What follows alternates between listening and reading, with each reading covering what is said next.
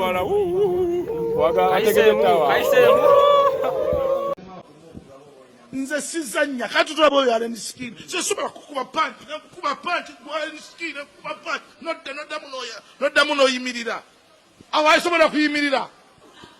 Wanda boy UG hagwe mkutu koli kwasinza kwanga olaba ensonga zino hankwaniza mawule gaffe agolna kolwalero anjalo kwebaza awabula anjalo kusoka kujukiza kakati ajaja ichuli ina byogera haku alien skin ono era munako ntini yali amaze okubanga itamu kakati olunaku lwa Kato olumu lwasembeyo ddala ku nsi era yayogedde nenga nkujukiza Haji Ibrahim Nasul anga nno mulombi wa dua akugamba amukoneko embeera asokubanga agitekerawo ddala ebigambo ebiryawo oba ebintu byakola awo ebiryawo ku bugambo obutambula osobola okubanga olabamu bikusoomozera ki so that omukoonako kakati atutandikirewo mu mawulire gaffe g'olunaku lwaleero apalaso ebibyo byongedde okuba nga bitabuka abayimbi bonna we basazeewo okubanga abamuvaamu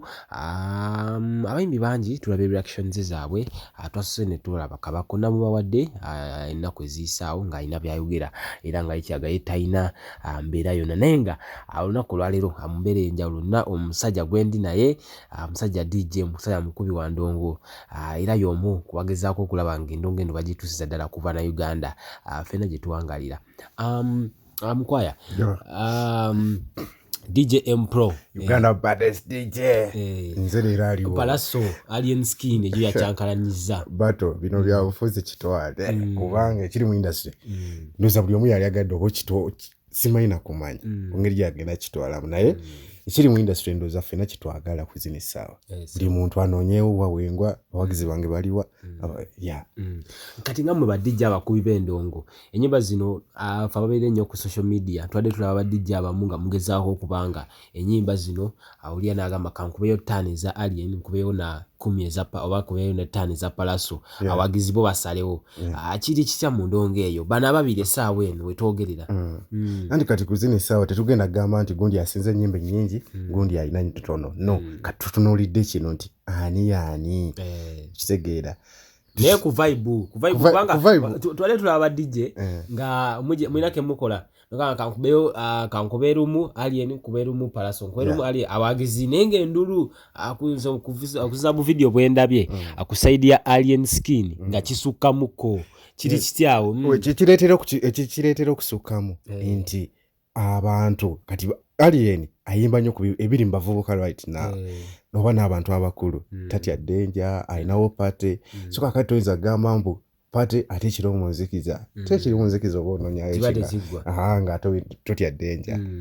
Polzi tulaba Galaxy wano ngayo bantu engezaako kubanga mbalaga yateekayo anaffe Kwanda Boy UG twataddeyo abantu nga kiraga ebitundu almost 7 ku buli 100 balaze nti abagenda kuwagira alien skin Palaso ono essaawa eno balamu ono alina byayogedde n'agamba Abitex yamukoze bubi nnyo ate nga tulengera nti baali bagezezaako okubanga ekintu kino babaako engeri gye beegattamu nga bapromota baleme okubanga buli omu basobole okubanga buli omu anyumira omulimu guno ekintu ekyo nange balamu namulabyeko ng'akyogera naye baagala mbu okutereeza industry naye industry teyinza terera bwetyo toyinza gamba nti olwayonze kandi gwe siiba ojja kulya enkya kitegeeza nti bonna abakozi ba bizinesi oba abakozi ba bizinesi lugogo ne freedom byanjawulo bagyewala lugogo eri freedom eri eno so babaleke buli omwaka oli kyalina okukola kubanga n'abawagizi era balina banjawulo Palaso ono kigambibwa ye essaawa yonna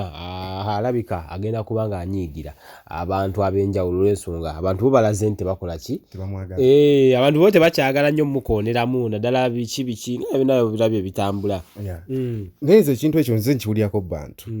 kuba tukaife abali mu ndongo tulina engeri tukitwalamu abasinga bagamba nti Palaso mu biseera biri bwabadde ayitingire mabega ndoza nga twakava mu covid awo kwabaddeko ne shows nyingi bagamba badde bamusasula okujja ku shows nenga tajja kati abantu kyabaleetera okunyiiga yafa naye yali ayogedde ku alien skin Kato Lubwama yasaze okunaku lwasembeyo twamulabe nga akasuka ne punches okubanga akuba alien skin amasanyalaze alien skin gayinoono DJ Mukwaya amasanyalaze go mangi nze natuuse n'okulowooza oba alien skin anko Kato kye kyamuviddeko n'okufa kiyinziko ndabikawo Facebook ng'abantu bagamba omusajja ono oba ddala kituufu amasannyalaze ayinamu ag'enjawulo agatategekwanga agenda basawo tulina ddajjajja Ichuli tugenda Sembayo naye mubalage alina ebigambo bya Sembayo okwogera nayogera ku Alien n'ayitamu bw'atyo okitegeera ne Uncle Kato yasuubiza n'omukuba panches zuba zino panches mu mbeera eyo omukulu kyandetedde okutya kuba buli ayogera ku Alien ayitaawo mukama amuyita mukama simanyi ekimenke gulabika tekikyali kimenke kati gufuuse gumenke gulya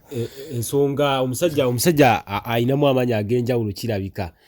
ensi yonna ge yeetaaga okuba nga emanya gavaawa ddala ate tero kyandetedde n'okutya nti mu nnaku 4 n'alanga concert ng'abasajja balangira myezi 6 myezi 3 ne lunaku 4 n'alanga concert era ogenda laba enkya nga Freedom City ejjudde ng'ebooze n'abantu abamu bagenda bakubira wabweru naye nga Kato Lubwama ono abiki byinza okuba nga gw'omwogerako kuba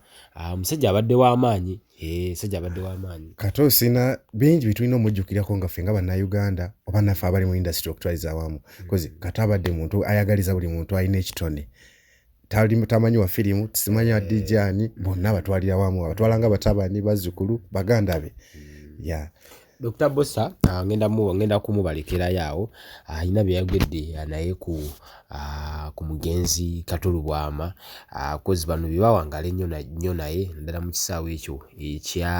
ebyokuzannya anenga enkya kikyosuubira ku Freedom City enkya enguudo zonna teri luguudo lulala lukola okujja kulugenda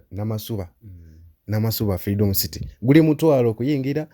mugule tiketi budde mujje muwagira Alien Skin tuwagire talent ento waayo isaawo ki sina kyekisaawo guno si mugaati esebo isaawo ki nati abasajja abamu yatugambye nti mukama yamuwa sente yamuwa bulungi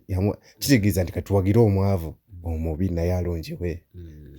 olutalo wakati w'abategesa ababiri Balamu ne Abitex Promotions lulujja terugenda kukoma kuba abasajja balaze nti bo baakubeerawo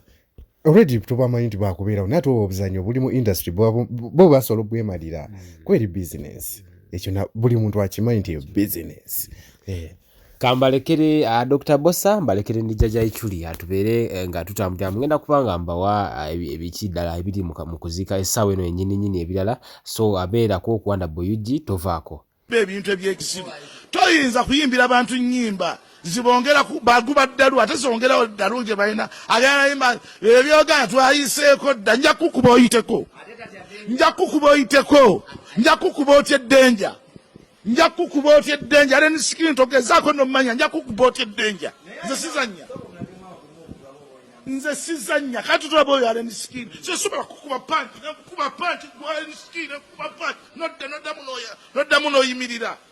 awo ayisobola kuyimirira